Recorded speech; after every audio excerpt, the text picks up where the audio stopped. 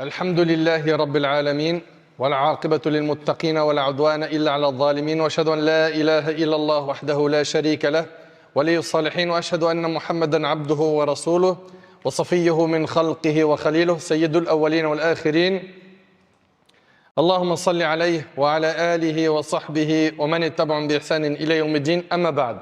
Mes chers frères et sœurs, le thème de la khutbah d'aujourd'hui bi'idhnillahi tabaraka wa ta'ala est conseil aux pèlerins.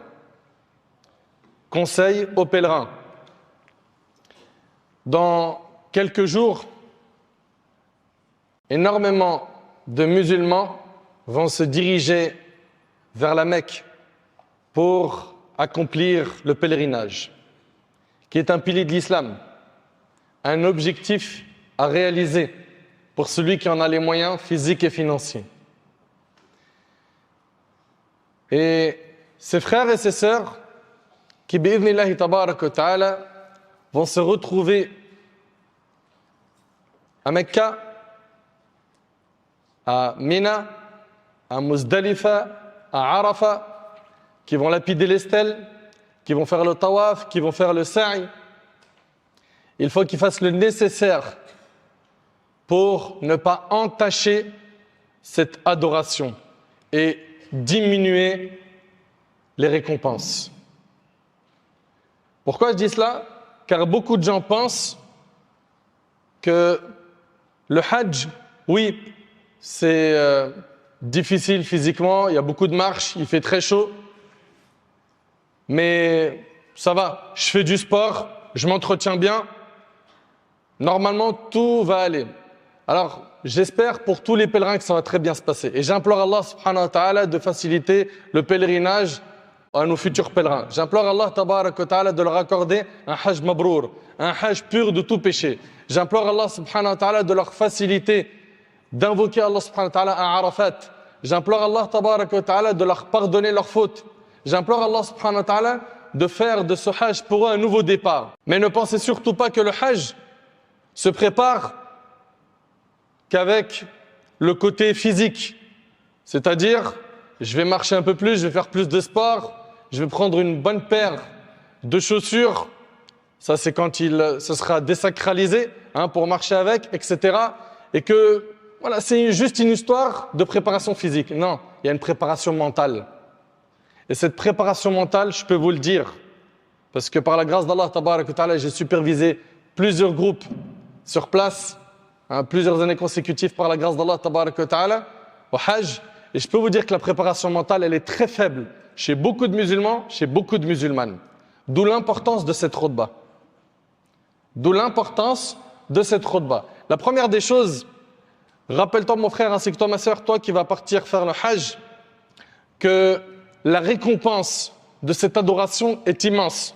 Notre bien-aimé alayhi salatu wassalam a dit: le petit pèlerinage efface les péchés jusqu'à la umrah suivante. Le pèlerinage pur de tout péché n'a d'autre récompense que le paradis.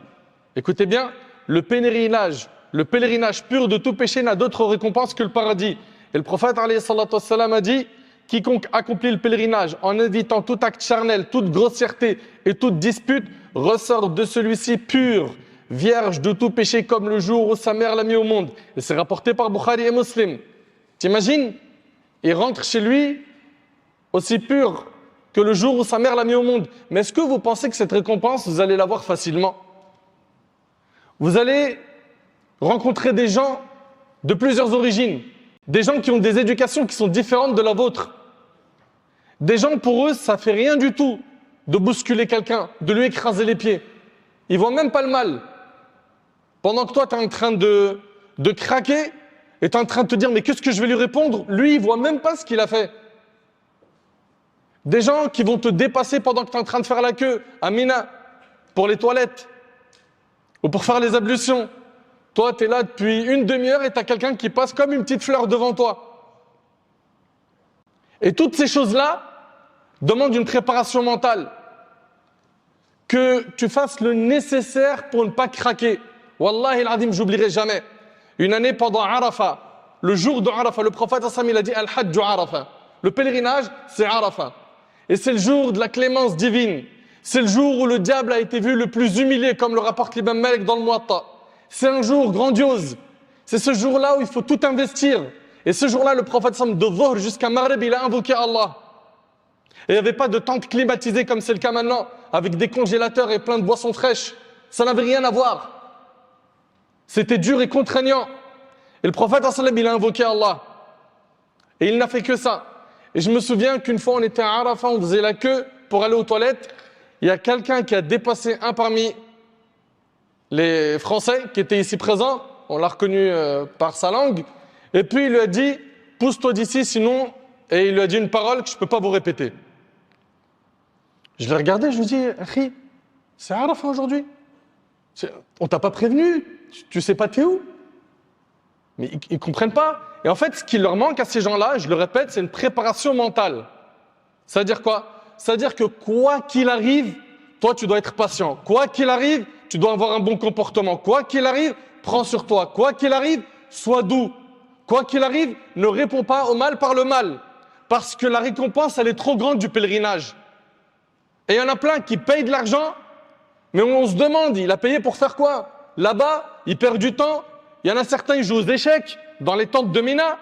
D'autres, ils sont en train de blaguer du matin au soir. Ou ils dorment. Ils perdent leur temps. Ou ils y vont pour un titre. Et ça, c'est d'ailleurs le premier point qu'on va aborder. Ça veut dire quoi, ils y vont pour un titre? Il est parti au Hajj pour qu'on dise de lui Hajj. Quand il revient du Hajj, tu lui dis, si Mohamed, il dit Hajj Mohamed bin Fadlak. On a payé combien là? Le titre, il a changé. Qu'est-ce que tu racontes de titre, il a changé? T'es pas parti pour un titre. Tu n'es pas parti pour un titre. Et le premier point, et c'est le premier conseil que j'ai adressé à mes frères et à mes sœurs qui vont se rendre sur place et qui vont faire le Hajj, faites le nécessaire pour être sincère dans votre adoration. Il est possible que ce soit la seule invitation que vous allez avoir là-bas pour faire le Hajj. Il est possible que ce soit le premier et le dernier Hajj de votre vie. Combien de personnes rêveraient d'être à votre place? Combien de personnes, ils ont fait les causes, ils ont fait le nécessaire, mais Allah subhanahu wa ta'ala, il les a pas invités. Et vous, Allah subhanahu wa ta'ala, dans quelques heures, bi'idhnillah, vous allez vous retrouver, incha'Allah, dans cet endroit béni. Et la question que j'ai à vous poser, vous êtes partis pour quoi? Pour satisfaire Allah? Est-ce que vous avez oublié que dans nos actions, on doit être sincère? Allah tabarak wa ta'ala dit وَمَا أُمِرُوا إِلَّا لِيَعْبُدُوا إِلَهًا وَاحِدًا, alors qu'on ne leur a commandé que d'adorer un Dieu unique. Allah tabarak wa ta'ala dit dans le hadith rapporté par Muslim selon Abu Huraira, je suis celui qui se passe le plus d'un associé. Quiconque accomplit une œuvre dans laquelle il m'associe à autrui, je l'abandonne lui ainsi que son association. Fais le nécessaire pour faire un hajj qui a pour objectif de te racheter auprès d'Allah, de gagner l'agrément d'Allah, et pas les éloges, les strass et les paillettes. Et un parmi les indicateurs qui montrent qu'il y a quelque chose qui va très mal dans la sincérité des gens, c'est qu'ils veulent aujourd'hui, écoutez attentivement s'il vous plaît, tout prendre en photo. Concernant quoi? Leurs actions du Hajj. Ils sont en train de se prendre en photo partout. S'il te plaît, Allah yahfazak, prends-moi en photo là devant la tente Amina. Prends-moi en photo devant Jabal al-Rahma à Arafat. Prends-moi en photo pendant que je fais le tawaf. Et des fois, c'est des moments où normalement on est quoi? On est concentré dans l'adoration, en soujoud. On est en train de faire dua. Et lui dit à quelqu'un, s'il te plaît, prends-moi comme ça sur le côté. Voilà, fais voir la photo. Ah, mashallah, elle est belle. Allah yahdikum. Qu'Allah vous guide. Si vous voulez vraiment faire un hajj avec beaucoup de sincérité, oubliez-le ce smartphone. Oubliez-le. Laissez-le de côté. Concentrez-vous sur quoi? Sur votre relation avec Allah. Le prophète, alayhi salatu wassalam, lorsqu'il arrivait au miqat et il s'est mis en état de sacralisation, il a proclamé l'unicité d'Allah en disant Allahumma hajjatan la riya'a fiha wa la sum'a. Oh Allah, voici un pèlerinage sans ostentation ni exhibition. C'est un hajj où il n'y a pas d'ostentation, il n'y a pas de place pour l'ostentation dans nos adorations.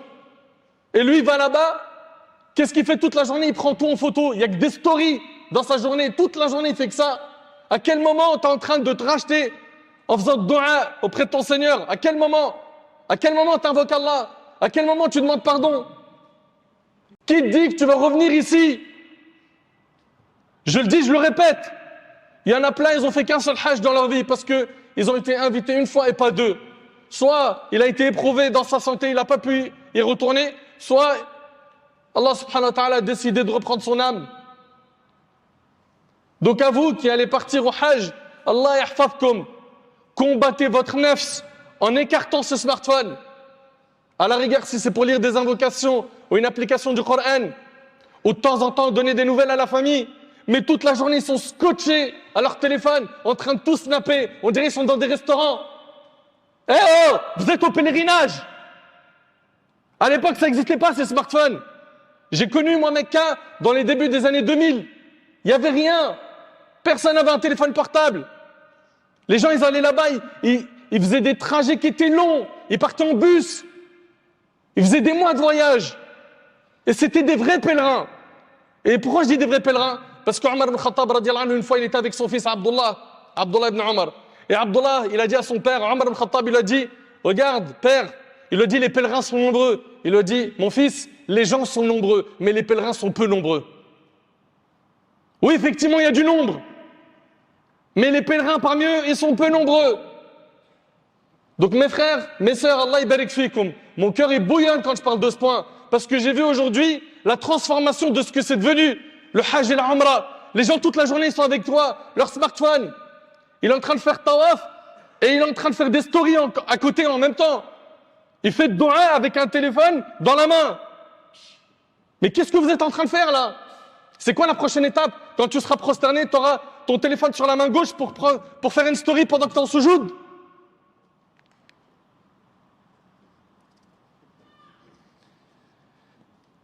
Toutes ces choses-là sont catastrophiques et elles montrent clairement qu'il y a un grand problème dans la sincérité. Car tout passe sur quoi?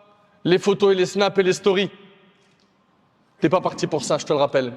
T'es parti pour accomplir un pilier de l'islam, pour gagner le paradis, pour revenir aussi pur que le jour où ta mère t'a mis au monde. Deuxième conseil, c'est de suivre le prophète sallallahu alayhi wa sallam dans tout ce qu'il nous a enseigné. Le prophète sallallahu alayhi wa sallam, il a dit, prenez de moi vos rites. Et c'est rapporté par l'imam Muslim selon Jabir.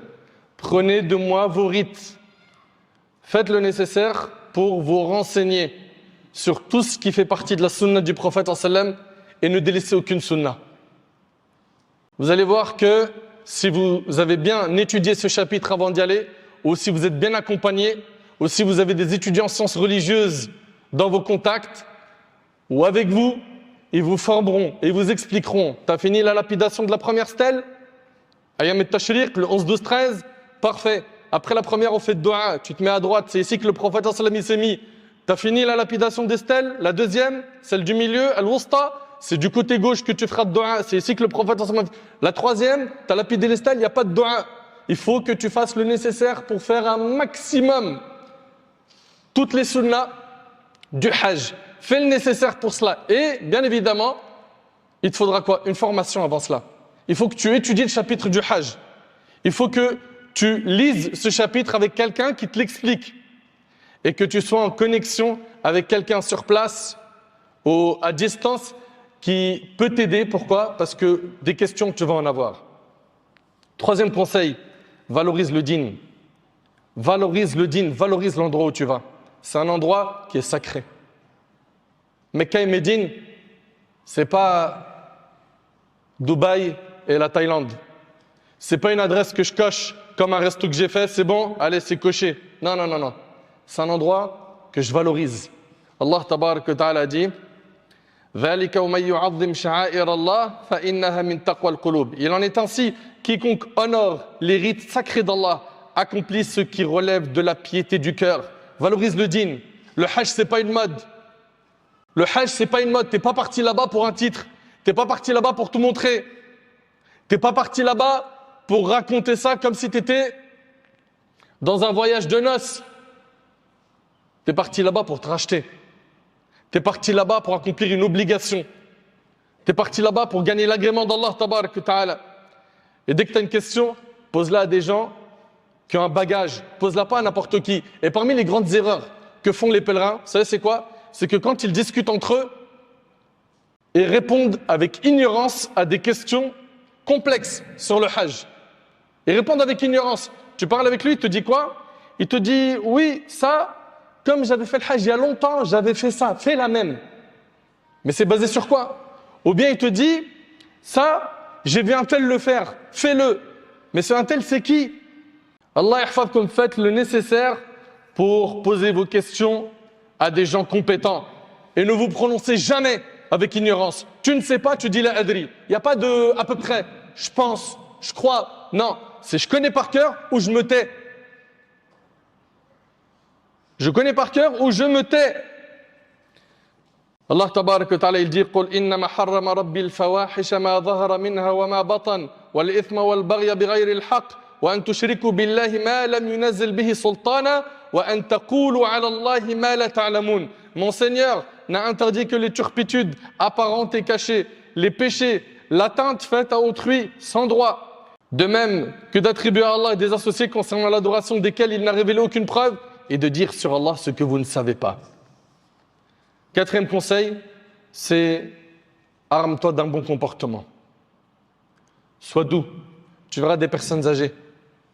Tu verras des personnes malades, des personnes en chaise roulante qui parfois ont été abandonnées par quelqu'un qui est parti, par exemple, prendre un petit peu d'eau, remplir sa bouteille d'eau, sa gourde, et il s'est perdu. Et ça arrive. Que se manifeste votre rahma, votre miséricorde, en aidant ces personnes âgées. Dis-toi que c'est possible que ce soit ta mère qui se trouve dans ce cas. Dis-toi qu'il est possible que ce soit ta mère qui se retrouve dans ce cas. Est-ce que tu vas voir cette dame et tu vas la laisser, tu vas partir? Est-ce que tu vas voir des gens qui sont en difficulté, qui ont besoin d'aide, qui n'arrivent pas à se repérer parce qu'ils se sont perdus, ils ne savent plus aller où l'attente, et tu vas les négliger, tu vas les ignorer? Quelqu'un, comme j'ai dit tout à l'heure, qui va te pousser fort pendant le tawaf, qui va t'écraser les pieds, ou qui va te dépasser dans le rang, quand tu es en train de faire la queue pour faire le wudu, ou pour aller aux toilettes. Armez-vous de patience. Soyez doux, prenez sur vous. Rappelez-vous que la récompense du hajj, elle est trop grande.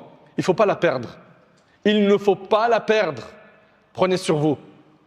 Le prophète alayhi salatu wassalam, a dit Allah est doux et il aime la douceur. Il donne pour la douceur ce qu'il ne donne pas pour la violence ni pour toute chose. Ne bouscule personne et pardonne à celui qui te bouscule ou qui est mauvais avec toi. Prends sur toi, ne réponds pas au mal par le mal. Que ta langue ne prononce que des bonnes paroles. Ne sois jamais de ceux qui insultent, qui maudissent, qui tombent dans la médisance, dans la calomnie ou dans les polémiques. Ils sont là en train de polémiquer. Tu n'as pas à polémiquer avec quelqu'un. Allah Ta'ala dit فَمَنْ فَرَضَ فِيهِنَّ الْحَجِّ فَلَا رَفَثَ وَلَا فُسُوقَ وَلَا جِدَالَ فِي الْحَجِّ. Pour celui qui se l'impose durant cette période en se sacralisant, Allah il dit, point de rapport charnel, ni de désobéissance à Allah, ni de dispute pendant le hajj. Il n'y a pas de dispute pendant le hajj. Rappelle-toi, Allah il dit, pas de dispute pendant le hajj. Quelqu'un, il te provoque, pas de dispute pendant le hajj. Il te parle mal, pas de dispute pendant le hajj. Il te regarde mal, pas de dispute pendant le hajj. Ça va être difficile pour ton ego, ma'lish, pas de dispute. Je me conforme au verset. Pourquoi? La récompense, elle est trop grande. Il ne faut pas la perdre. Ne pensez pas que tous ceux qui partent là-bas, c'est garanti qu'ils vont tous avoir des grandes récompenses. Chacun, c'est selon ses efforts et ses sacrifices. Rappelle-toi du hadith où le prophète sallallahu alayhi wa sallam a dit quiconque accomplit le pèlerinage en évitant tout acte charnel, toute grossièreté, toute dispute ressort de celui-ci pur, vierge de tout péché comme le jour où sa mère l'a mis au monde, rapporté par Bukhari et Muslim. Crains Allah pendant ton hajj, surveille tes membres, ne sois pas de ceux qui regardent mal les gens ou qui pendant le hajj va regarder les femmes. Il va regarder les femmes avec un regard appuyé. Crains Allah. Crains Allah, rappelle-toi pourquoi tu es là. Également parmi les conseils, ne perds pas ton temps. Le hajj, c'est quoi? Le 8 de Dhul Hijjah, t'as Mina. Le 9, à Arafat, dans la journée. Le soir, t'as Muzdalifa. Le 10, tu quittes Muzdalifa pour aller à Mina. 11, 12, 13, pour ceux qui restent jusqu'au 13, t'as Mina. Ça fait combien de jours? C'est moins de 10 jours. C'est-à-dire, moins de 10 jours, il faut que tu fasses le nécessaire pour optimiser ton temps. Bien évidemment, Tu as besoin d'une pause, tu as besoin de te reposer, repose-toi. Même si c'est le jour de Arafat, tu veux faire une petite sieste pour pouvoir optimiser ton temps et faire beaucoup de dua, pas de problème. Mais passe pas ton temps à dormir, passe pas ton temps à te divertir, passe pas ton temps à rigoler, à blaguer. Il y a des gens, ils sont en train de faire tawaf, ils disent des blagues. Il y a des gens, ils sont en Mina, on dirait qu'ils sont dans un centre de loisirs. Mina, le prophète Sam, il a dit, ce sont des jours pour manger, boire et évoquer Allah. Voilà ce qu'il a dit, alayhi salatu wassalam. Donc, lecture de Coran, dhikr, istighfar. Tu vas demander pardon à Allah subhanahu wa ta'ala. Tu vas faire le nécessaire pour gagner beaucoup de récompenses. Amr bil ma'rouf, nahy an munkar. Tu vas ordonner le bien, interdire le mal. Quelqu'un, il ne sait pas bien faire les ablutions. Tu l'accompagnes, tu lui montres comment on fait les ablutions. Il ne sait pas faire la prière correctement. Il faut que tu aies un rôle. Quelqu'un, il est en train de faire une désobéissance, un péché. Ordonne le convenable, interdis le blâmable, sois utile. Conseille les gens avec douceur, avec un bon comportement. 6e conseil, c'est dès le départ, dès que tu es sur place, repère les bonnes fréquentations et ne les lâche pas. Ne les lâche pas. Fréquente ceux qui vont optimiser leur temps. J'ai connu des gens, Amina, Wallahi, Allah il en est témoin. Aller-retour, dans la tente, on était une centaine. Aller-retour, j'allais voir les gens et lui, il était avec son Coran. Aller-retour, il ne parlait pas avec les gens. Le premier jour, deuxième jour, troisième jour, quatrième jour, jusqu'à la fin, avec le Coran. C'est ces gens-là qu'il faut côtoyer. Et je sais que ça va être difficile pour l'âme, parce que des fois, tu as envie de souffler un peu, respirer. Oui, tu peux bien évidemment te reposer ou discuter un peu avec tes frères, mais que ça reste toujours cadré. Fréquentez donc des bonnes personnes. Aussi, tu es parti au Hajj, tu pars avec de l'argent halal. Et ça, c'est le 7e conseil. Abu Huraira radhiyallahu anhu rapportait également que le prophète sallam a dit, dès que le pèlerin part pour le pèlerinage avec une provision gagnée licitement, donc de manière halal, dès qu'il met son pied dans l'étrier et s'écrie « Labbaik Allahumma labbaik » « Oh Allah, me voici répondant à ton appel », un héros du ciel lui répondra « Ton appel a été exaucé. Bienheureux sois-tu, ta provision est licite, ta monture est licite, ton pèlerinage est agréé et effacera tes péchés. » Allahu Akbar. Mais s'il part avec une provision mal acquise, puis met son pied dans l'étrier et s'écrie « Oh Allah, me voici répondant à ton appel. » Un héros du ciel lui répondra « Ton appel n'a pas été exaucé. Malheureux sois-tu, ta provision est illicite. Ton pèlerinage n'est pas agréé. » C'est-à-dire quoi? Ton pèlerinage n'effacera pas tes péchés. Et le hadith, il est rapporté par l'imam al-Tabarani dans l'Awsat. 8e conseil, tu vas partir au Hajj, al-Wasiyya, le testament. On te doit de l'argent, tu dois de l'argent, tu mets ça à l'écrit. Tu mets ça à l'écrit. Et il est possible que tu ne reviennes pas de ce voyage. Et donc, il faut impérativement que les droits des gens soient quoi? Soient préservés. Pour cela, testament, des témoins. Le prophète, alayhi salatu wassalam, dans le hadith d'Ibn Omar, il a dit, il ne convient pas à un musulman qui a des choses à recommander de passer 2 nuits sans que son testament soit auprès de lui.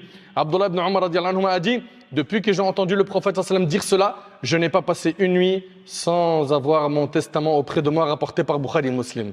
9e, nos sœurs là-bas, ne soyez pas dans al-ghayb an-namima, ne soyez pas dans l'exhibition où vous cherchez à tout prix à être des fitnas sur place. Profitez de cette occasion en or que vous avez, pourquoi? Pour être pieuse. Et dernier conseil, c'est le Hajj, c'est un pilier de l'islam. C'est une étape que tu vas valider, bi'idhnillah, mais après le Hajj, tu seras comment? Il faut qu'il y ait des fruits de ce Hajj. Et les fruits de ce Hajj, c'est ton changement. C'est les résolutions que tu vas prendre après le Hajj. C'est les résolutions que tu vas prendre après le Hajj. Repens-toi un maximum. Demande à Allah subhanahu wa ta'ala d'améliorer ta situation, de faire en sorte que l'après-Hajj soit mieux que l'avant-Hajj. Fais le nécessaire pour qu'après ce Hajj, tu te tiennes droit sur le chemin de la droiture. J'ai pas dit sois un ange, sois parfait, tu le seras jamais. Mais fais le nécessaire pour être quelqu'un de droit. Et invoque Allah subhanahu wa ta'ala pour cela. Mes frères, mes sœurs, j'implore Allah tabarak wa ta'ala de faciliter à ceux et celles qui vont partir au Hajj, de faire un Hajj mabrour, un Hajj pur de tout péché. J'implore Allah subhanahu wa ta'ala de leur faciliter la tâche. J'implore Allah subhanahu wa ta'ala de nous inviter également à notre tour. J'implore Allah subhanahu wa ta'ala de leur accorder beaucoup de patience, J'implore Allah tabarak wa ta'ala de leur faciliter de revenir en bonne santé. J'implore Allah subhanahu wa ta'ala d'agréer de leur part. J'implore Allah subhanahu wa ta'ala de faire que ce hajj soit une cause pour eux d'un nouveau départ. Sallallahu subhanahu wa ta'ala an yanfa'ni bima qultu